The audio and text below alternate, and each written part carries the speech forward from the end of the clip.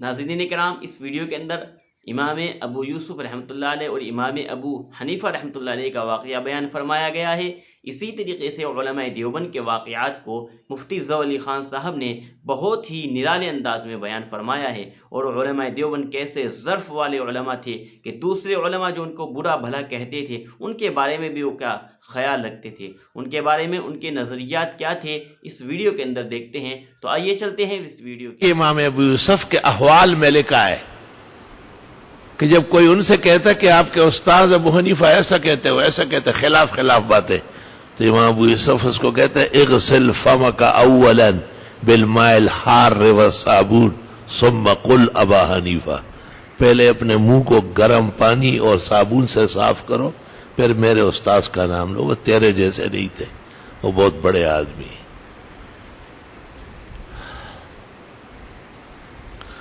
امام شافعی سے جب امام اعظم کا پوچھا گیا تو اس شخص کو بڑے غور سے دیکھا اور اس کو کہا، اس شخص کا پوچھتے ہو جو بہت پہلے جنت میں خیمہ لگا چکے ہیں، ہم جیسے چھوٹے کیا کہیں گے ان کے بارے میں؟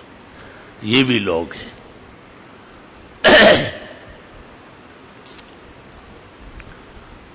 اللہ اکبر۔ امام الہند اور فقیہ الہند جس طرح دیوبند کی تعمیر جو ہے نا مولانا محمد قاسم نے کی ہے، اس طرح ان کے عقائد کی تصحیح مولانا رشید احمد گنگوئی نے کی ہے، اور امامان کبیرہ نے، بل من اولیاء هذه الامہ۔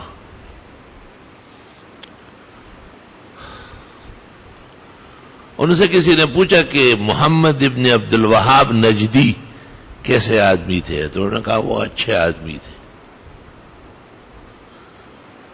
پھر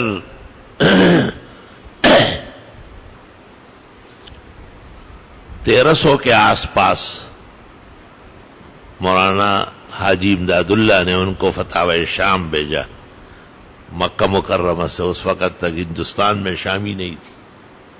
مولانا نے ان کے احوال دیکھے اور پھر ایک جواب لکھتے ہیں کہ واقعی ان کی طبیعت میں سختی آ گئی تھی، بعض کام اچھے ارادے سے ان سے غلط ہو گئے۔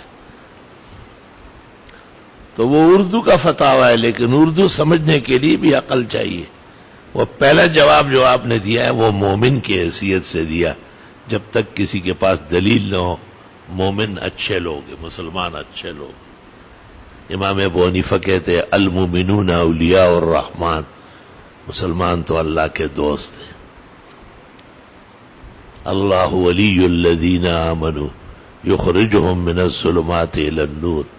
لیکن جب تحقیق آ گئی اور امام محمد ابن عبد الوہاب النجدی کے بعض احوال معلوم ہوئے تو حضرت گنگوئی نے دوسرا جواب دے دیا۔ یہ احوال کے اعتبار سے ہوتا ہے، حضرت کے کلام میں کوئی تعارض نہیں ہے، بہترین جوابات دونوں، وہ بھی اور یہ بھی۔ عقل چاہیے، بے عقل انسان اپنے لیے بھی غم ہے اور دوسرے کے لیے بھی تباہی ہے۔ اللہ اکبر و کبیرہ۔ اب دیکھو دل کیسا صاف ہے۔ شیخ الحدیث مولانا زکریا جن کی تبلیغ نصاب ہے اور فضائل صدقات ہے، عمرات ہے، اور اوجز المسالک 17-18 جلدوں میں لامع ہے، اور ابو داؤد کی تعلیق ہے، اور کئی بے شمار کتابیں ہیں۔ ریحانۃ المحدثین ان کو حضرت الاستاذ مولانا یوسف بنوری کہتے تھے۔ ان کے والد تھے مولانا یحییٰ کاندیلوی، وہ حضرت گنگوئی کے بہت چہیتے شاگرد تھے، اور یہ مولانا الیاس صاحب کے بڑے بھائی ہیں، تبلیغی جماعت کے جو بانی مبانی ہیں۔ ان دونوں نے حضرت گنگوئی کی خدمت میں سبق پڑھے، لیکن جب دور حدیث کا وقت آیا تو مولانا یحییٰ نے کہا کہ بس کافی ہے جو پڑھ لیا، اور نہیں پڑھنا ہے، کیونکہ حضرت گنگوئی دورہ نہیں پڑھا رہے تھے، آنکھوں میں پانی اتر آیا تھا، کتاب نظر نہیں آتی تھی۔ کہا دیوبند میں محمود الحسن پڑھا رہے، وہاں جاؤ پڑھو، اور میں نے یہ حدیث آپ سے پڑھنی ہے۔ کہا میں کیسے پڑھاؤں گا، مجھے نظر نہیں آتا۔ کہ آپ کو نظر نہیں آتا تو میں نے پڑھنا ہی نہیں۔ 2-3 سال جب گزر گئے تو حضرت گنگوئی نے کہا نہیں جاتے ہو؟ کہا نہ، اللہ و بخاری ترمذی یہ وہ بخاری علامہ الدراری وہ تقریر ہے جو بند آنکھوں سے مولانا عبارت سن کے پڑھاتے تھے، اور دنیا علم جانتی ہے کہ علامہ الدراری کا کیا مقام ہے علم حدیث میں۔